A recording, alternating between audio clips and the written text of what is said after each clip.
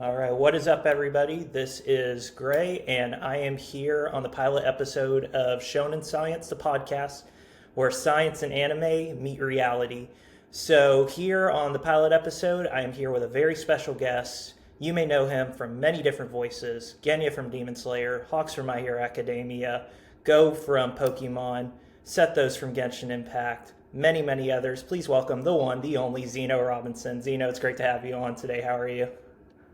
It's great to be on. I'm good. How are you? I'm doing great. Awesome. So, yeah, this is the pilot episode of this podcast. So, I really appreciate you hopping on. So, the main purpose of this podcast is I'm a quantum physicist, right? And I also love anime. So, I thought, what is the perfect way to combine these two things? And it's analyzing the science behind anime. But first, Okay. before we get into the nice, juicy details of that, let's hear a little bit from you, some of your roles. So, where have we heard you before, Zeno? And yeah, just take it away for a bit. For sure. I mean, you gave me a brilliant, a really great intro. I don't know how I would top that, but I play Hawks in My Hero Academia. Um, I'm Hunter in the Owl House. I'm Harry Osborn in Your Friendly Neighborhood Spider-Man. Uh, um, Jabber in Gachiakata, and most recently is Kustas in Witch Hat Atelier. So just to name That's right. Yeah, a few. I'm gonna check out Witch Hat Atelier very recently. That's on my watch list for sure. Yeah, It's a I really good will one. say though, Hawks has a very special place in my heart because he was actually the first character I ever cosplayed. And Really? once I Oh, got that's into so cool. once I got into the cosplay scene, God, 2 years ago or so. Heck yeah, Yeah, man. once I started getting into anime, I think actually MHA was my first anime that I started watching. That got me into the whole That's like awesome. anime, got me kind of sucked into the anime funnel. And Yeah. but yeah, it. I mean, let's first just talk about MHA. It's crazy. Got the 2025 Anime of the Year by Crunchyroll, right? And hmm um, hmm it's just such a fascinating anime. So, like, how did you feel about getting that role as Hawks and like playing him? You did such a great job. I believe you got an award, right, for one of the years Thank you. voicing Hawks. I did. I did. I got the Crunchyroll Award for Best Performance in 2020, I believe. It was pretty cool. Very nice. Yeah, yeah. I mean, Hawks is such an interesting character, right, in MHA? Because, like, are you like one of the voice actors that like likes to watch your performances in the dub like after it like gets released to the public and stuff like that?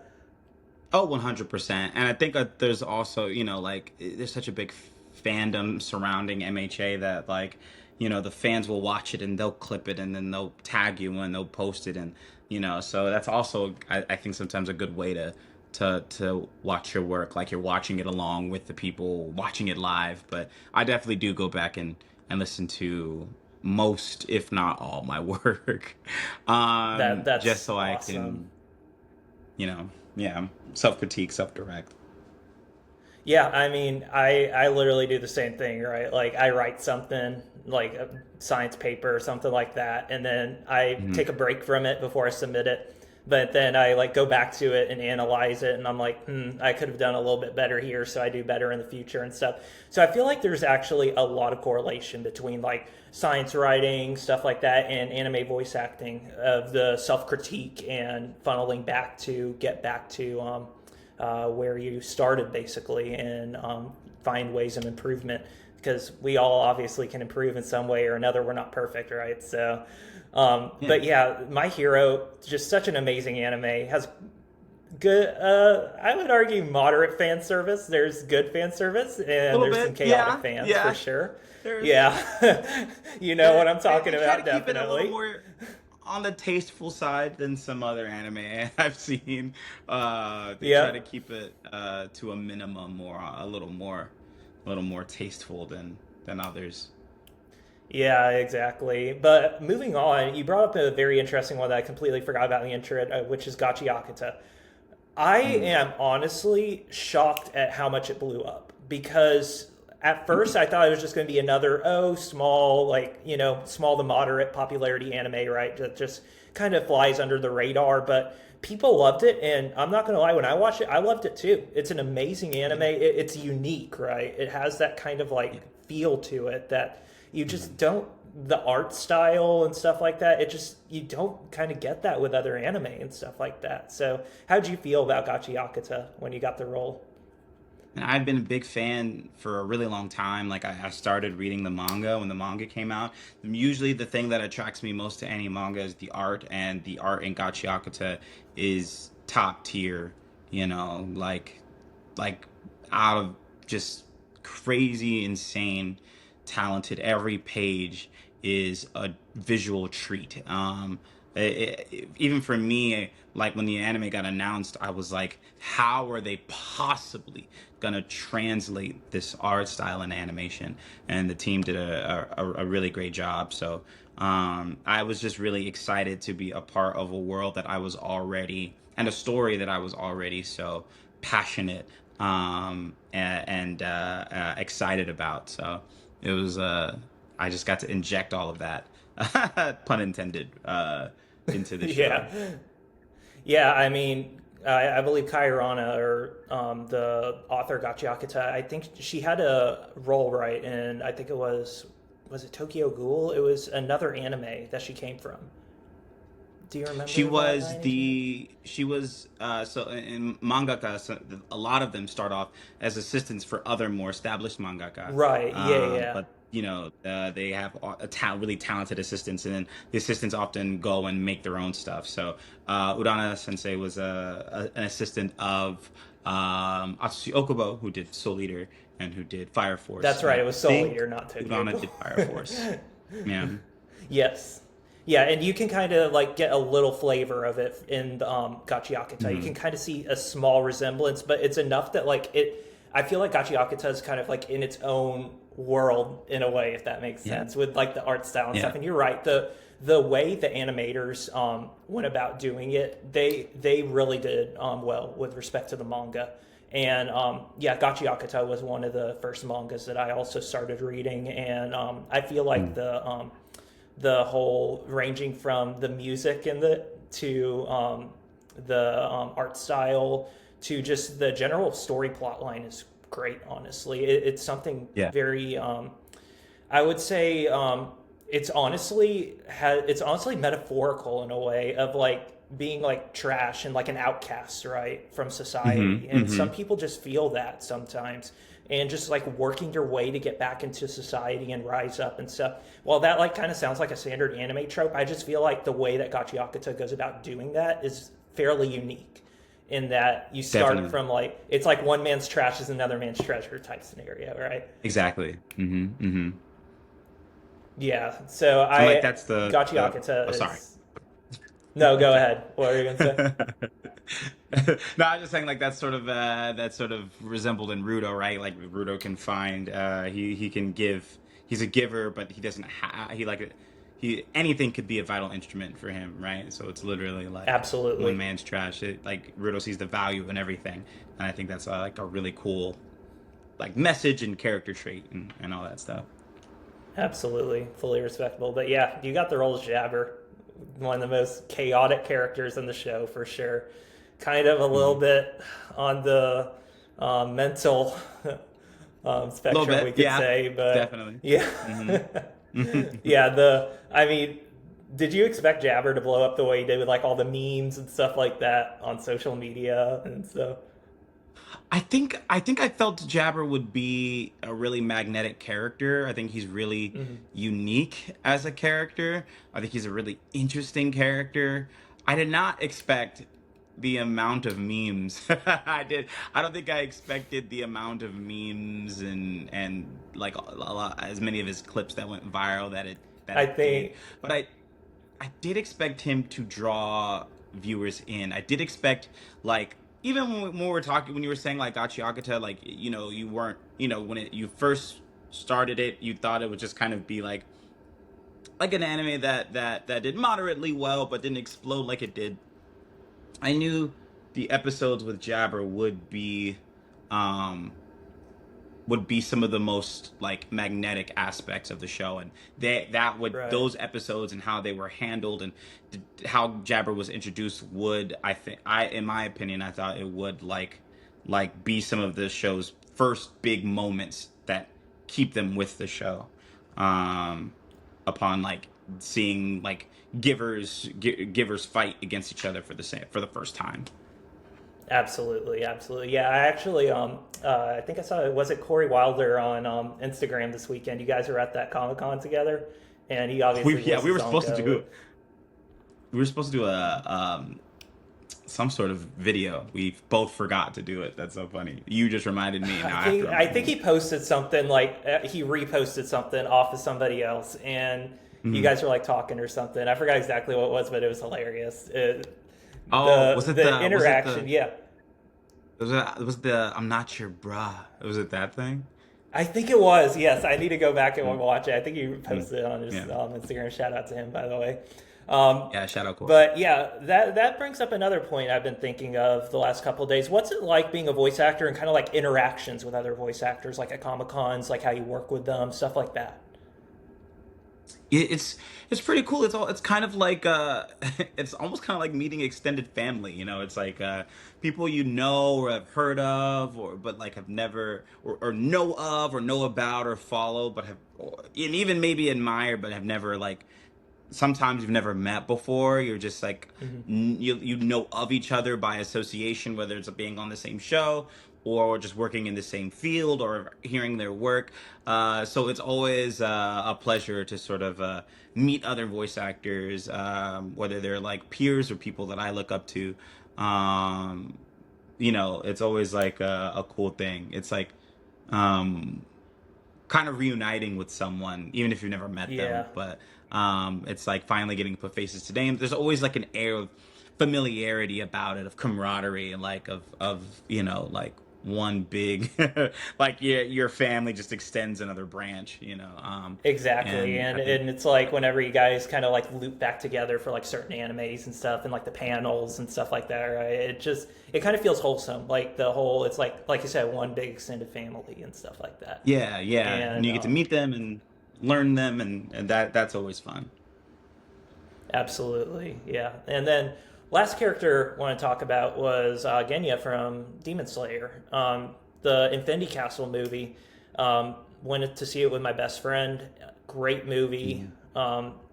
Looking forward to seeing him more in the second movie. Not going to say spoilers on that. You Of course. watchers know what might happen, but Mhm. yeah, how that movie also blew up like crazy. How'd you Yeah. feel about that when that happened? I mean, it just felt like a culmination of.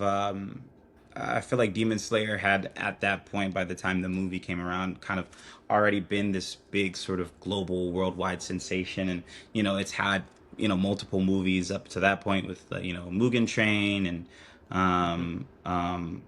I think there was one other movie, but Mugen Train is the one that comes to mind the most. And so, this big sort of premiere at the I think the Chinese theater was I just think a culmination of its impact on the world and its impact on anime, and it was a big celebration of the franchise. And so I don't know if I'd say I was like surprised about it, but it was um, I think it maybe a little like what's the word I'm looking for? In awe of like how far Yeah. anime has like sort of come, and like you can't like it does get a big premiere movie and the seiyuu show up and Channing Tatum is there and people are you Mm, know like there and all like it's just I don't that scale I think has been kind of very unique. You don't get that all the time, and so I was just very grateful and humbled to be sort of a part of that moment for anime as an anime fan and an anime lover myself. Just being a part of that was truly an honor. indeed, yeah. The whole Demon Slayer movie, I think it was a great idea for them to go the movie route because Agreed. like some people who aren't really into anime, but they love like going to the movie theater, just the aspect, hanging out with friends. I bet there was a lot of that going on, and it got a Yeah. lot of people into anime, just like starting from the movie itself, because you can sit down, watch the whole thing in one sitting, be comfortable in a movie theater, stuff like that. And I think it was a great idea. And I mean, looking at the box office scores of how much money it made and how popular it was, it Yeah. definitely popped off. I mean, yeah, Yeah, definitely. Definitely. absolutely, yeah. Last question I wanted to ask you: what was it like getting your first character as a Funko Pop? I'm curious Yeah, about that's this. crazy. That's always Was it it's always a Genya? crazy Who was your feeling. first character as a Funko Pop? I think it was Hawks. Oh, I of believe it course, was yeah. Hawks. That would be way Yeah, earlier. Yeah, yeah, you're right. I think it Yep. was Hawks. Yeah, it's always like really wild to get a character as a Funko Pop. Um, it's always sometimes it's even wilder to see you go to a like a pop culture store and Hmm. you see your signed Funko in the like display at the store, but the Yeah, people who exactly. run the store like don't know who you are. So, you're like kind of there and you're like, that's like my signature, like right there on the pop of the It's like character that that's I play, me. and they're Yeah. yeah, and like they're displaying it, and that's always just like this really crazy feeling. Especially given how Yeah. like popular Funkos are and how many people have them and collect them, and so it's always like a really cool thing. I think some of the most exciting stuff about it is seeing like what like design the Funko's gonna have, like what pose Yes, it's gonna be, absolutely. what the mold is gonna look like. That's always And a Hawks fun is up thing. to two or three He's Funko Pops now? technically got four. He's Oh got my gosh. No he's way. I know, right? Yeah, he's got a standard and he's got a flocked. And Oh then he yeah. just I got actually have the one. flocked one. Yep. Yep. You have the flocked one? Yeah. He's got a I standard do. and a flocked. He just got one based on season 6 Six. Yeah. slash 7. And then they did like a limited metallic one that was like Dang. 2,500 pieces each or something. Did you grab one for So yourself? no, those things sell out Uh, in like 2 minutes. just go on Um, eBay. Go get a reseller. Go grab one. God no, they're gonna resell it. It's gonna make me mad. They're gonna resell it for They're like gonna two hundred resell it for like dollars. 5 times. Yeah, and it's like I Yeah, don't and I'm feel gonna be like like, this is on $30. This is like $50 on the Funko site. yeah, I remember when But sometimes it's because go ahead. I'm sorry, I cut you off. oh I was just saying sometimes it's cool to sign them. Like people will bring them by, and so like I can like see them and Yeah. sign them, and like vicariously I can live through them. Having it. Yeah, my hero was actually the first line that I personally collected since it was my first anime, and I Nice. remember buying the first Dobby Pop when it came out. I don't know Ooh. if you remember that one, but it was like $130 on resales, Yeah, and I think it. it was the NYCC one Hmm. Hmm. that came out, and the shared ones in that came out in like stores and stuff was still running like $140 at that time, Yeah, which is insane. yeah, Not even the yeah, NYCC one. The NYCC one was like 400. It was crazy. yeah. I think it's rare And now I because was they don't like, make that one anymore. yeah, and I was like, God, 16, 17 at that time, and I was like, I don't Yeah, have the right, money for this, but I really want it to right. complete my collection. Yeah, So I burned the money to eventually get it, and then like 1 year later, they release a common, and the market just dropped right. straight down on it. It's like, darn it! And my parents are like, you should hold on to them. They're going to be worth Yep. money. It's an investment. Save it for the long run. Yeah, exactly. I mean, you still But should. You still yeah. should. Absolutely, yeah. I got them in storage somewhere. Got back at home. Yeah. 2,000 miles away from my original home up here in Oregon. So, All right. um, Oh, Oregon. Cool. but yeah. So, yeah, let's transition over into the Shonen Science aspect of the show. So, first off, I just want to ask you, what do you think about science and anime? Do you think there's any correlation there? Have you ever thought about that before? 100%. I think about it all the time. I think, whenever the narrator, you ever watch Jujutsu Kaisen and the narrator chimes in and they're like, "This is somebody's ability. They can multiply the force of the thing by 15 times," and Yeah. I'm always like, "Oh wow, like they sure did their research and making sure that this somewhat makes sense to the laws of science or physics or something like that." So that's the thing I'm always thinking about. It always makes me like, especially when I read or when I watch, I'm always like, man, they're so smart over there. They like incorporate real science, like even like Dr. Absolutely. Stone, like how Oh, difficult don't get me would. started on that. Yep, Yeah, that's I know, going to be. yeah. I was literally talking to Doctor. Aaron 2 weeks ago about this exact Yeah, conversation.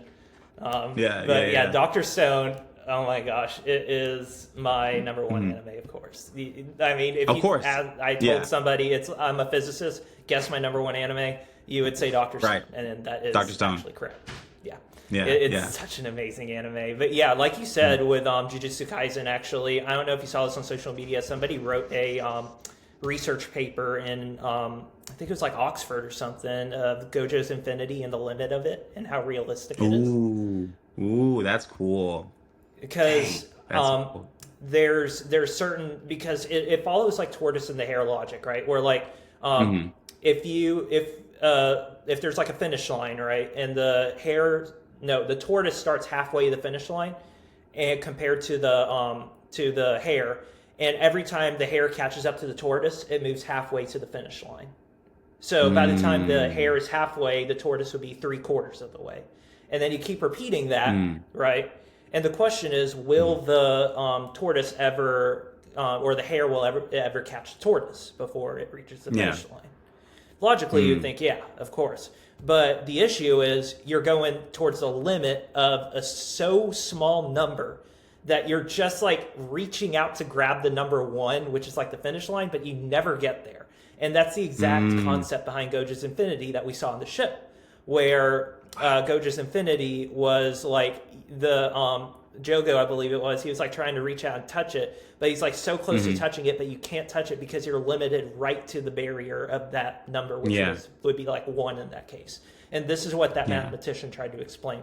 It's actually a very common thing I even use in like calculus courses in college now, with limits and stuff like that. So there's very realistic anime examples, like with regards to Jujutsu Kaisen and stuff like that, which is really cool. So now let's transfer over. It's time for a mini game in the Okay. in the podcast. So let me share my screen. Let me get it shared. Mini game. So have you ever seen the show before called Who Wants to Be a Millionaire? Yes. All right, we're going to play a game of Who Wants to Be a Shonen Scientist. So how this game Okay. works is we are going to have, let me get this. So there's going to be 8 questions, okay? And each Okay. question will become progressively harder as we go. And all these questions are related to either Hawks, Genya, or Jabber. And I ran Okay. the physical number calculations behind these a couple of days ago to make sure they work. Oh wow. And Oh cool. yes. Okay. And at the end of it, I got a special surprise. I ran some code for a computer simulation. Okay. So you get 3 lifelines, like in the show. You get a 50-50, so I'll chop off 2 incorrect answers. You get Ask the Physicist, which means you can ask me for like a hint, and I'll lead you towards the correct answer without giving it to you. And then you also get Power of Friendship. You can call anyone you want, and you got 1 minute to answer the question. Call anybody. Anybody you so want. funny. Anybody you want. That's so funny. All right. Who would I call? And also, so I'm also writing a book to go along with my podcast, and I developed something called the Reality Strain Scale, or the RSS. Okay.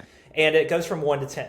1 is Got this situation is completely unrealistic, super stupid compared to real physics. And 10 Yeah. is reality, or I'm sorry, 1 is completely realistic. This is perfectly fine with physics, like Dr. Stone level, some of Dr. Stone level stuff, some of it's not unrealistic. 10 is reality is officially given up. And we'll rate it at the end of each question. All right, you ready to get started? Got you. Yeah, let's do it. All right. Heck yeah. Your 100-point question is Hawk's commute. God. If Hawks needs to travel 100 meters across a city block, who arrives first?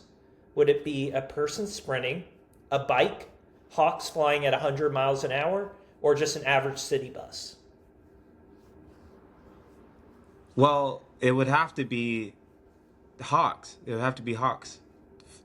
But I Is don't that your know if he final could fly answer? 100 miles per hour because I We're feel like assuming that he can fly 100 miles an hour here, which is about approximately survive? correct with the show. And survive, yes. Okay. We'll get to that then part in a C. later question. It would be then it would be hawks. It would be hawks flying at 100 miles per hour.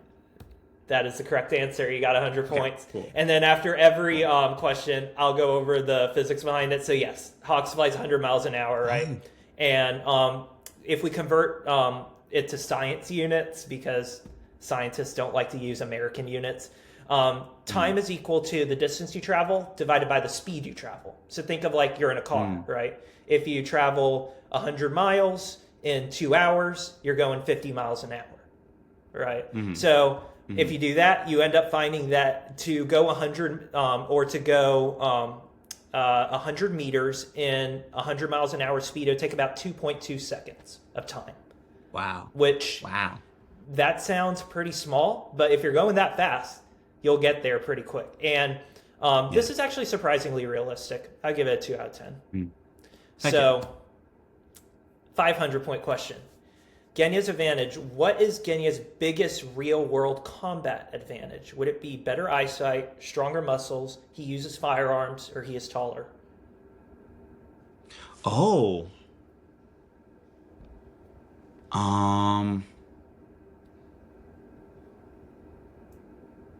This is a good question. Don't overthink this one. Okay.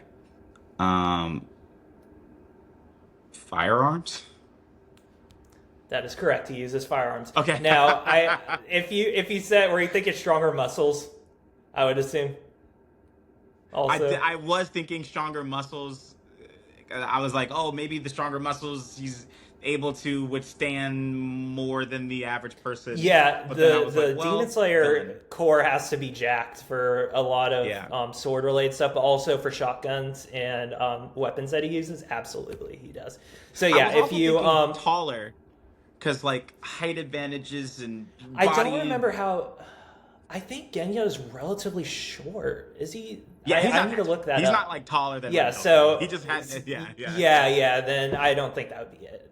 So here's just a certain breakdown of like why this is the answer. So let's say a typical slug velocity travels at 400 meters per second. Like that's a shotgun like shell shooting out of the gun, right? Suppose a demon is like 40 meters away, so like 120 feet away. If we solve this, we find that the time it takes for the bullet to reach the demon would be about 0.1 seconds. Wow. And if we use human reaction time, a human reacts to like something happening to them at about 0.2 to 0.3 seconds. So if we compare this, we realize the bullet's going to hit the demon before the demon can react to the bullet. Right. Yeah. So that's why a gun, especially in like early 1900s Japan, would be a ridiculously huge advantage. And this is a 1 out of 10 example because, I mean, military uses guns. Guns are certainly common today. Firearms this is a standard example of... Now, if this was specific to the time of when it happened, then yes, it would be pretty uncommon. But we'll let it fly here. All right, the $1,000 question. So in Gachi Akita, Jabber frequently uses a neurotoxin. Which body system is a neurotoxin primarily targeting? Is it the digestive system, the skeletal system, the nervous system, or the circulatory system? Nervous system, right? That is correct. You're 3 for 3 today. Okay. Good job. Yes, it is the nervous system. It's kind of in the name. But that's what I figured. Yeah, so the nervous system controls certain things of like movement, sensation, reflexes, communication between the body. We see it obviously in the show happens really quickly, which makes sense. Yeah. Even if it was like the circulatory system, which is like your heart pumping blood to everything, that would still take a lot of time to like get going and stuff. And even then, it also transfers to the nervous system. The nervous system is kind of like the computer of your body, minus the brain, if that makes sense. And yeah, depending on the certain toxin, like in the show, we get the certain things, of course, we see in the Zonka scene, right? Like confusion, impaired coordination, altered perception, paralysis, and loss of consciousness. We see this right in daily life with like snake bite, snake venom. I was literally going to ask, because like I wonder, is there any neurotoxins you know of that have a similar Absolutely, impact? yes. Certain venoms in, I believe, like jellyfish and pufferfish have that same kind of neurotoxin where not only does it paralyze you from like certain muscles and stuff, but you start to like freak out and get like mentally altered and stuff like that. Think of like if you were having a stroke or something like that, and like you start slurring and stuff like that. Yeah, exactly. All right, 3 for 3. Let's ramp it up to 5,000. So okay. Now we get to a little bit of physics, so we got to think. A civilian is falling from a rooftop approximately 20 meters above the ground. So think like a 5 to 6 story building, okay? Ignoring air resistance, so just thinking about like gravity falling to the ground, how much time does Hawks have to save them falling? 2 seconds, 5 seconds, 10 seconds, 20 seconds. So 20 meters.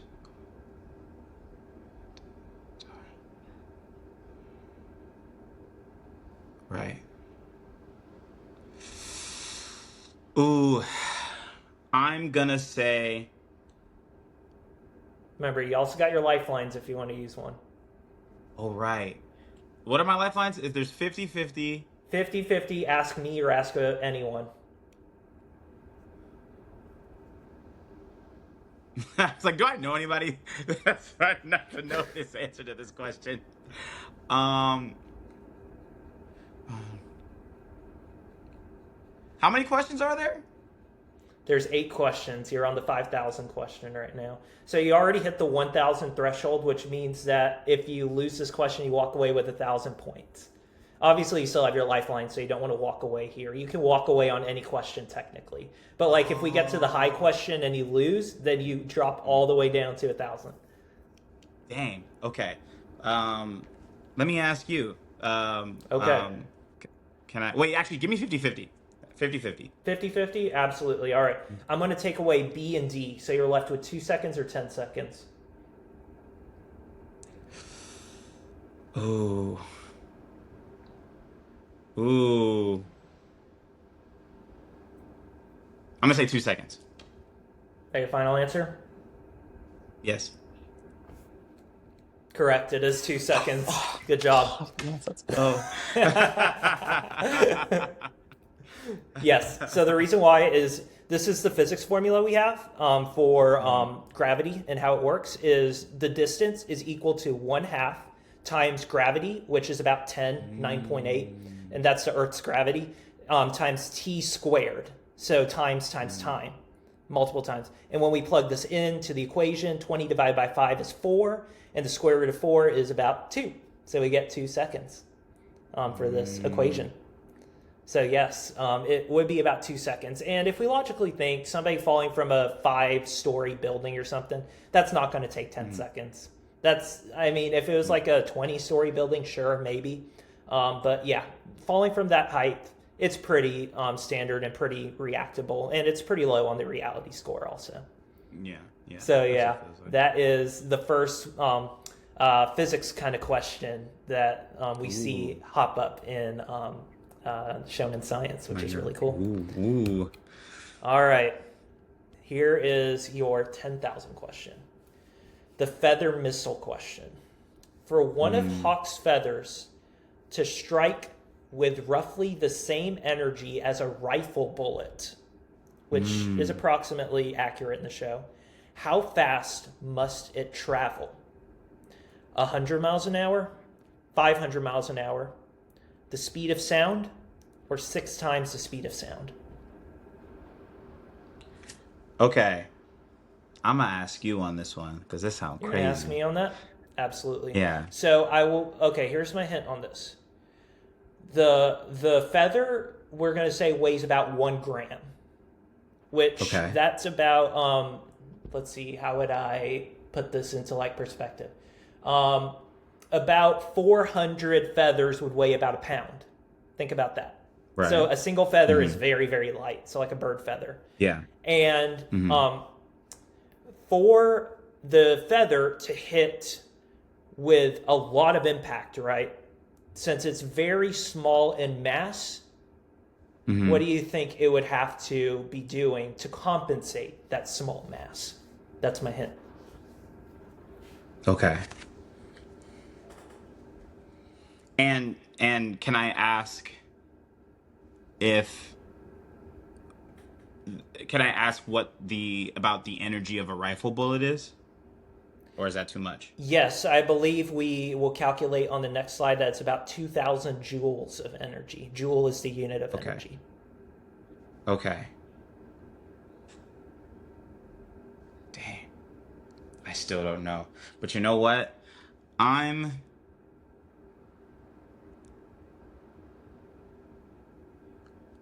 gonna say it has to travel. I'm gonna say D. D? I'm gonna say D. That's correct. 6 times the speed of sound. Got it.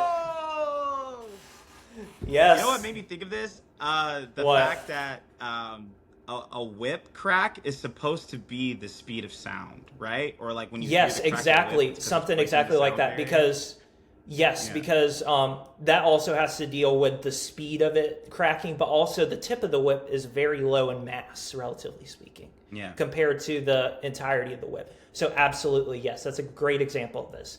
And we find out that, let's estimate the energy of a rifle round, so about 2,000 joules of energy. That's pretty standard.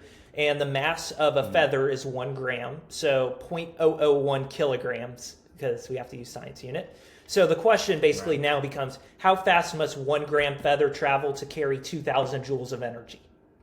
And when we plug it into the energy equation, which is this one here, and do a little bit of substitution math, we get 2,000 meters per second.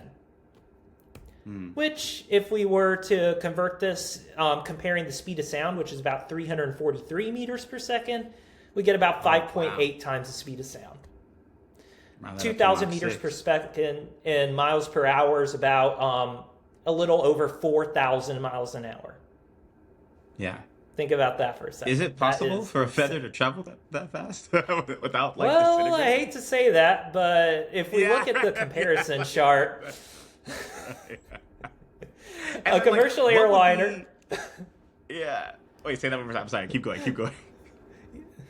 Yeah, commercial airliners about Mach 0.8. They don't even reach Mach 1, which Mach 1 is the fancy way of saying speed of sound. F-22 Raptor is about 2 times speed of sound. SR-71 Blackbird, which is like one of the fastest stealth planes in the world, 3.3 times the speed of sound. We got to go 2 times faster than that, basically. Yeah, right. To get to that point of a hawk's feather hitting at the rifle impact of a bullet. Now, it absolutely could be less than that. Absolutely could be like a commercial airliner, but it's like getting hit by a marshmallow at that point. It's not going to hurt. Right. Or, I'm sorry, a marshmallow like getting chucked at you rather than a marshmallow getting hit at you with the speed of a bullet. Right. So, yes, this is the first point where we get to the reality strain index getting all the way up to like a 9. This is absolutely not realistic in reality. I come to a lot of issues with hawk's feathers in the show hitting some of the League of Villains. I'm always curious as to how you watch things. Like, you're like, this is cool, but God, that's this is cool, but I wish we could do a little better. All right, we are almost there. You've almost made the gauntlet, but we got 2 more left. This is the 50,000 point question, Hawk's tight turn. Suppose Hawks is still flying at 100 miles an hour, and he makes a sharp turn around a building. Okay, so he's like cutting the corner of a building, right? What is most likely the problem here in reality? Would it be the lack of oxygen, gravity, the G or the gravity forces, or the wing area? I'm going to say C, the G forces. Final answer? Yeah. That's correct. You got it. Yeah. It is the G Yeah. forces. Yeah. Yes, G-forces. exactly. Yeah. Because the issue is, let's say the radius, so like from the center of the building to where he makes the turn is like 10 meters, 30 feet for a standard building. We get that the acceleration he must experience is 203 meters per second squared. That is about 21 G. And most fighter pilots, like even with the headphones on, like he has blacks out at 8 to 9 G. So he's more than dead if they black out there. That's like your brain, like your brain. It's like surrounded by a light layer of fluid in your brain. Your brain is getting tossed around in that. You are going to have such bad concussive forces there. It's not even close.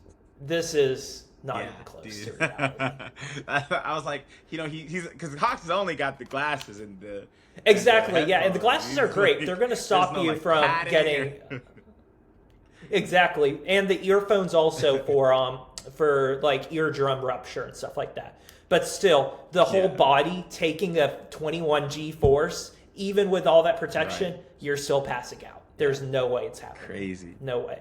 Right. He's got to have Excellent. like the fierce, like a secondary fierce wings quirk has to be like a reinforcement of his nervous system. And I'm leveling you up to it. The million point question will cover exactly that. So the 100,000 point question. I'm sorry, that was 3 left. You have 2 questions left: the 100,000 and the 1 million point question. The sound versus bullet question. This is a fascinating one. Genya fires at a target 100 meters away. What arrives first? Assume this is just a standard shotgun slug. Would it be the sound or the bullet?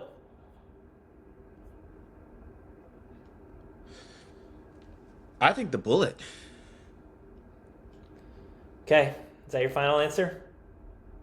God, the way you said that scares me. Do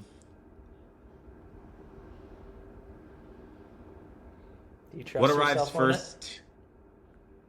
I think it's Like the what bullet, would man. arrive? What would arrive first to the opponent 100 meters away? Would it be the sound propagation or the bullet?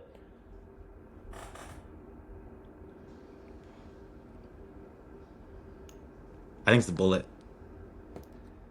Correct. It is the bullet. You got it. Okay, cool. You have 1 question remaining. Yes, because we said earlier the bullet travels 400 meters per second, and the sound travels at about 343 meters per second. So since the bullet is a little bit faster than sound, the bullet will hit the target before the sound reaches the target. We see this with some certain firearms, right, where we hear the sound before the bullet reaches us, but then with other ones, we see the bullet reaching us before we hear the sound. And this is exactly why with certain scenarios, we would get this, such as a shotgun. Usually with shotguns, the bullet reaches before the sound because it has so much force pumping out. Because there has to be a lot of kinetic force. Because there's 2 kinds of energy. We have potential energy and we have kinetic energy. Where the potential energy is all that energy that's stored in the propagating force that's about to be shot out of the gun. All that potential force gets converted over to kinetic force when the gun gets shot out, and that's a hell of a lot of kinetic force getting shot out in a shotgun. So if it's like a smaller bullet, like a handgun, like a BB gun or something like that, exactly. The sound will be because the sound would be faster as long as the speed that it propagates out is less than 343 meters per second. Then yes, the sound of the shot would be faster. Correct. Interesting. Assuming there's no other implications like air, like wind and stuff like that getting in the way. And stuff like that. Yes, it would be the sound. All right, the 1 million point question. You ready? $1 million. Dang. $1 million question. You made it all the way. For this. And it's not even a physics question. It's it does have physics implications. Hawk's greatest superpower. What is actually the least realistic thing Hawk does? Flying, carrying civilians, feather missiles, or controlling hundreds of feathers independently? And this is without him being a specific scenario, this is just like Yeah, this could be anywhere. This, yeah. Let's say he's like on a mission or something like that. Just like a standard mission. He's not straining himself. Yeah. So you can walk away with 50K here, or you can go for it. Or I'm sorry, you walk away with 100,000. But if you get this wrong, then you drop all the way down to, I believe it was 10,000 as your last 10,000. I'm gonna go for it. Screw it. What is the least thing he can do that he does? What are you thinking it's not? I'm thinking it's not carrying civilians. Okay.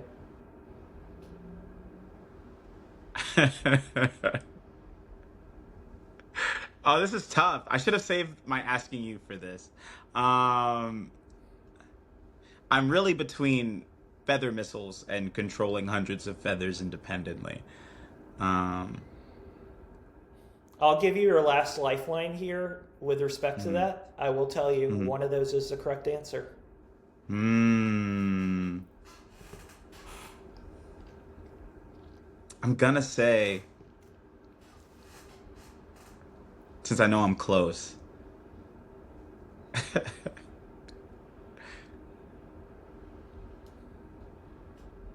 feather missiles. Is that your final answer? No. God. I know this is the toughest question. I'll give you that. This is the toughest question.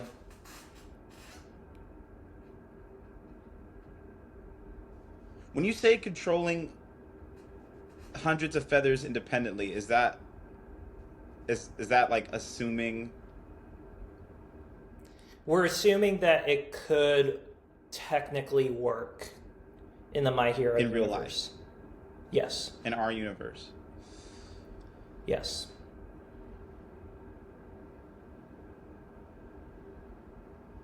I'm gonna say controlling hundreds of feathers independently. Is that your final answer? Yeah, that's the final. That's the final one. You won the 1,000,000 points. You got it. Let's go. Oh man, I really felt like I won something there. You got it. You made it all the way. Asia, did you see me almost get this wrong? Did you see me almost go away, leave with? I did. You got it. Yes, the reason why this is unrealistic is humans can only consciously track a limited number of objects. And when Hawk sends out like his feathers and stuff like that, he sends out probably hundreds of feathers at a time, right? Yeah. And this requires massive neural bandwidth, real-time feedback, parallel processing of every single feather. Think of this like, you know when you see those like flocks of birds swarming in the sky and stuff like that? And how each bird has to like independently know the position of their neighboring birds so they can turn and stuff at the same time. Think of that on like the hundreds of level scale. And that is exactly why. And yeah, the last point I want to make before we wrap this up is I actually simulated a code of this. So I'm going to stop screen sharing this. Let me pull up my code of this. So the code basically says, what if Hawks did not have the neural processing to track these feathers? So it's called a random walk or random motion. So think of it like this. Every time step, the feather flips a coin. If heads, it moves to the left. If tails, it moves to the right. So it's just randomly moving. Does that kind of make sense?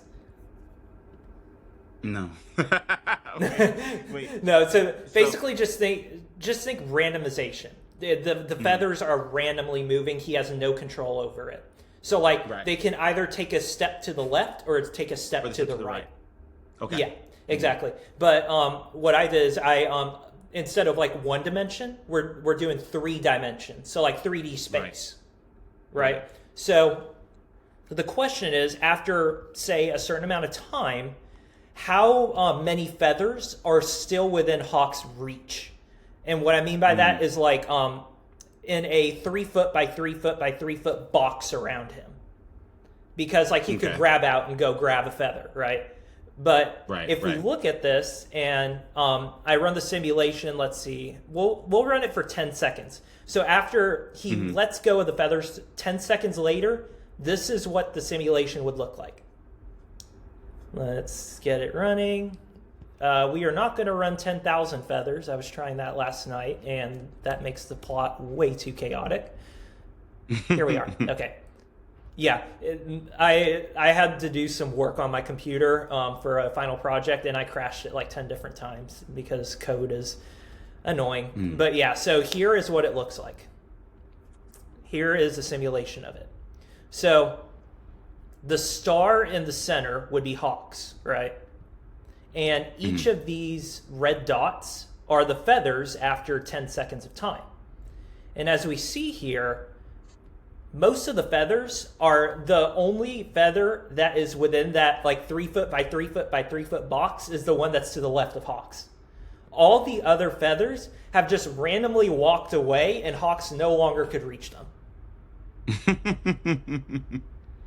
And He can only like reach look one. at that yeah, he could only grab one. And I've ran the simulation over multiple feathers, and every time it's only about 1 or like 1% of the feathers that are still within reach after 10 seconds. If you do it for 100 seconds, it becomes like 0.1%. So like they just walk away from Hawks, even though it's random, and you would think it would go back to him after random walking. They're just walking away. They're just chilling, doing their own thing. They got their own brain, walking away. And this is a fascinating topic of biophysics known as Brownian motion. It's a very cool thing. I'd recommend looking it up. But yeah, this is really cool, showing that Hawks would, in this universe, have to have physical like knowledge to be able to control each individual feather. Otherwise, they would just walk away, and he could not control them. It would just be impossible. So yeah, this is a really cool simulation. I can send it to you after the That'd be after we great. finish. Heck yeah. But yeah, I think we are wrapping out of time today, unfortunately. But yeah, is there anything else you want to say, Zeno, before we wrap up today? I just love this stuff. I love being able to break down, like, I watch a lot of like game theory and like film theory. Oh and, yeah, like, Matt Pat back in the old day. yeah, it's like a lot of what he does on that channel is like, what is Sonic's actual running speed, right? Exactly. And what is this, Exactly, and you're right. And I find that stuff so incredibly fascinating. So I spent a lot of this back half, like, absolutely. This is such a cool idea, I think. I was Thank like, you. I was like, you should take this to cons, man. You should do like. No, I literally did actually. 2 weekends ago, I flew out to Anime Riverside, like the weekend wait, you were before there? finals. Yeah, I was there. I didn't see so you. funny. No, I was literally I was there, there. and I was like in the same room that you posted on Instagram like 20 That's minutes before you. so I was there, funny. and the only reason I was there is I was networking, handing out flyers for the Shown Science podcast, and I haven't gotten any responses yet, which I'm a little bit concerned about. I'm still looking for people for my next episode. So if you have any information on that, I would really appreciate that. That would be amazing. Heck yeah, man. If you could network that out for me For and sure. spread the I'll word. tell people, this is fun. Yeah, this is great. Yeah, that would be amazing. But yeah, I was there just networking. Actually, shout out to Trapped in Anime TV on Instagram. I was actually in one of his episodes that That's so he cool. posted from Anime Riverside, giving a hot take of Kaiju number 8's better than Attack on Titan. Yep. And comment section was not happy about that. They wouldn't be. They wouldn't be. Yeah, no, this is cool. But- I could talk about this for hours. So this is awesome. Yeah, awesome. Well, you're always welcome back for a future episode if you want to. No, thanks, But, man. I'll keep that in mind. Yeah, thank you so much. Well, we'll wrap it up for Shonen Science today. This is great. Thank you, Zeno. Stay curious. And yeah, thank you, everyone. Bye. Thank you.